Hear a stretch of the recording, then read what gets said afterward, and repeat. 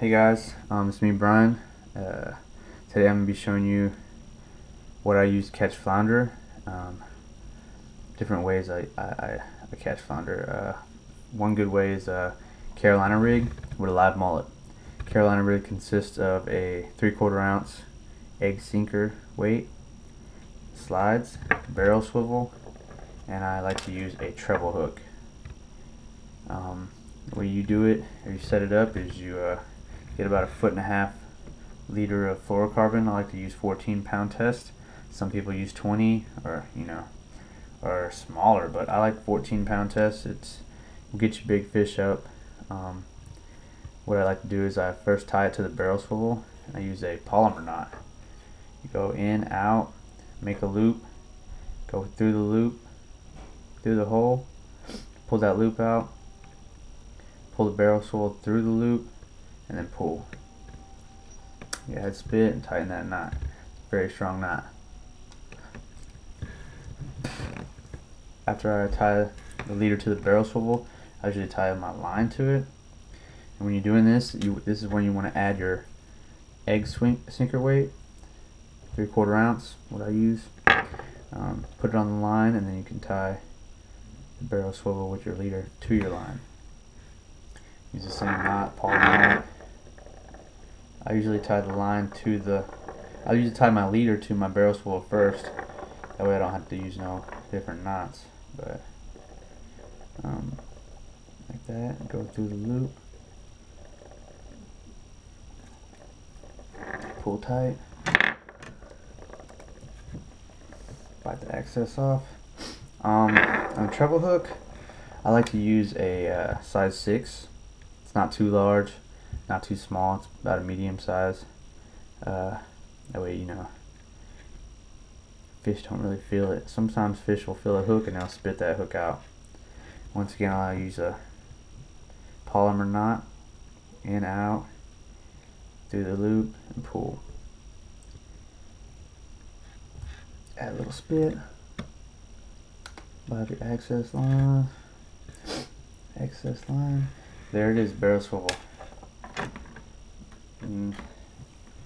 This is a Carolina rig, and what it does is whenever you throw your bait out, and I use a live mullet or shrimp, basically that egg weight will hit the bottom, and if you have a mullet on, it'll allow that mullet to swim upwards or wherever it swims, but that egg weight will keep it towards the bottom, and it'll give it line.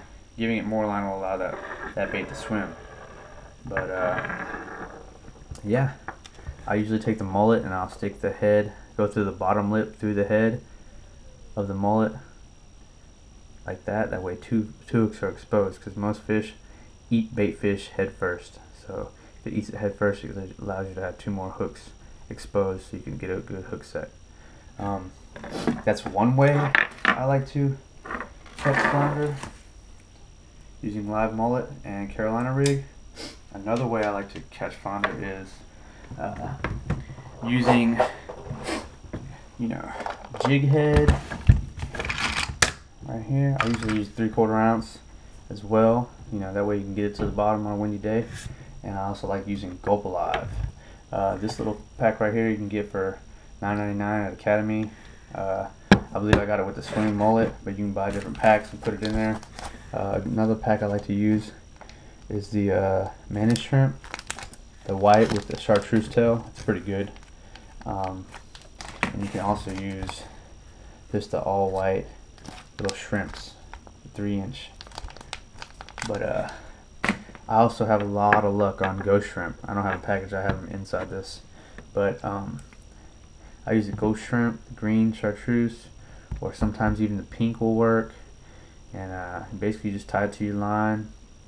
You can use a leader if you want a fluorocarbon. If you use braid, I like to tie a barrel swivel and put a leader of fluorocarbon.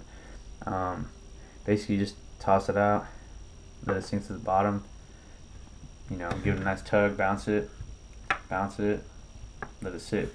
When you feel a bite, usually whenever you get a bite from a flounder, you don't want to yank it and set the hook. If you feel a flounder bite, you usually want to give it ample time to eat the bait, because usually when a flounder bites, what it likes to do is it'll attack the bait, and it'll chew it or mouth it, and then after it mouths it for a while, it'll normally swallow it. But if you feel that bite and it's chewing it and mouthing it, and you yank that hook because you got a bite, you'll just rip that hook out of the mouth because they have a real bony mouth. You want to give them ample time to swallow that hook. So I guess I usually count down from 20 when I get a bite. I let my slack out. When I get a bite, I let the slack out. I let a little slack out. Count from 20 up, or down to 1, 0, and when 0 comes out, I like to lower my rod tip, reel in my slack, give it a nice tug, set the hook. These are just things I do to catch flounder. If you're wondering what to do or how to do it, there's 2 very effective ways. Other than that, I don't know. Besides GULP live and live mullet or shrimp, and usually if you want to use shrimp, I usually go with a big shrimp because bigger bait will catch you bigger fish. I guess that's it, and good luck, and hope y'all do well. And thanks for watching. Peace.